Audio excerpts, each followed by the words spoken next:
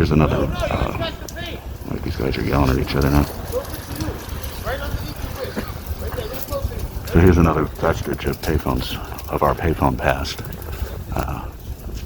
This phone sign hanging over a spot where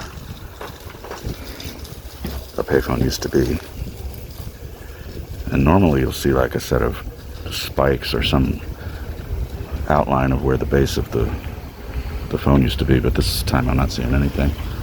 Maybe it was actually on the wall. But I stole one of these once, and or somehow came into possession of a sign just like this one, and seem to remember getting 20 or 25 bucks for it on eBay years later.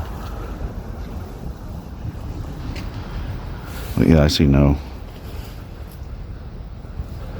evidence of where the phone actually was, but maybe they've repaved the sidewalk or something. There are these little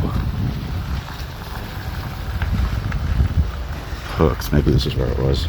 Maybe it was on the wall. I probably have a photo of this location somewhere. And there's this. So, who knows?